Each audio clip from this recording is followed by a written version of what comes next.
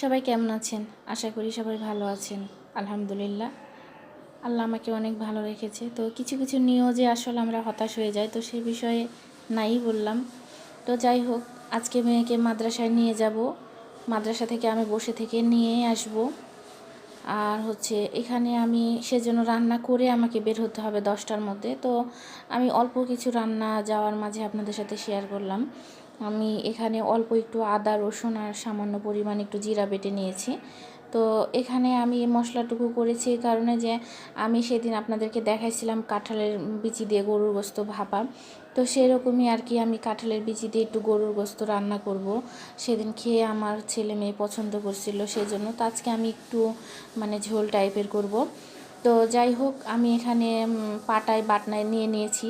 আর আমরা একটু বাটনায় পাটায় মশলা বেটে খেতে বেশি পছন্দ করি। কী কারণে, ফ্রিজে রেখে ওই মশলাটা দিয়ে তরকারি খেতে অতটা ভালো লাগে না।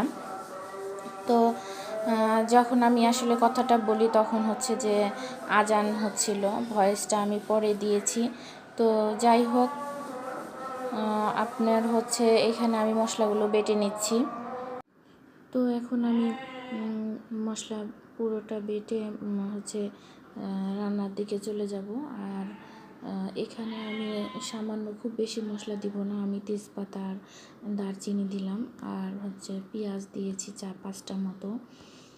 আর এখানে যে একটু অন্ধকার মনে হচ্ছিল জানালার কাছে, রোদ বাইরে আছে। আর যে প্রেশার কুকারে দিয়েছি, এই জন্য আপনাদের দেখার একটু প্রবলেম হতে পারে, তো মাফ করবেন। আর এখানে আমি আদা রসুন বাটা দিয়ে দিলাম, ওর মধ্যে জিরা বাটা দিয়েছি, পরিমাণ মতো তেল দিয়ে দিলাম। তারপরে মরিচ গুঁড়ো দেবো আমি 2 টেবিল চামচ মতো। তারপর এখানে আমি যে হলুদ গুঁড়ো দিয়ে দেবো 2 টেবিল চামচ মতো। আর এখানে আমি সব মশলাই কম বেশি দিয়ে দিয়েছি। আর এটা আমি হাতে মেখে রান্না করব। এটা আমি হাতে মেখে ভালো করে মেখে রান্না করব।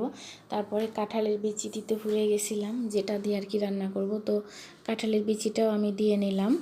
তো এভাবে এমনভাবে হাতে মাখতে হবে যাতে প্রত্যেকটা মাংসর মধ্যেই মশলা লেগে লেগে যায়, বা মাংস রান্নার পর যেমন নরম হয়ে আসে, ঠিক ওই রকম দেখতে মনে হবে। তো এইভাবে আমি খুব ভালো করে এখানে মেখে নিলাম।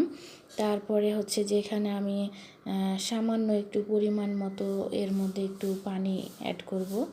তারপরে ওটা আমি কষানোর জন্য তুলে দিব। তো এই তো আমি সামান্য একটু পরিমাণ পানি দিয়ে দিলাম, শুধু হাত ধোয়ার মতো। তো এখানে আমি এখন ঢাকা দিয়ে রেখে দিব কিছুক্ষণের জন্য। তারপরে দেখতেছিলাম জানালা দিয়ে সময়তে রোদ আসছে, আবার সময়তে রোদটা চলে যাচ্ছে। তো এরকম অবস্থায় আর কি। তো বর্ষাকাল তো কম বেশি এরকমই হবে। তো আমার জানালার সামনে থেকে ইয়াটা দেখা যায়, ভালো লাগে। সামনে একটু খালি জায়গা আছে। তো আমি এখানে চলে আসলাম মুরগির বাচ্চার কাছে, যে আমরা তো স্কুলে বের হয়ে গেলে 1টা পর্যন্ত আসবো না, বাচ্চাগুলো খাবে। তো দেখতেছি অল্প একটু ফিড দেওয়া আছে, ওরা খাচ্ছে।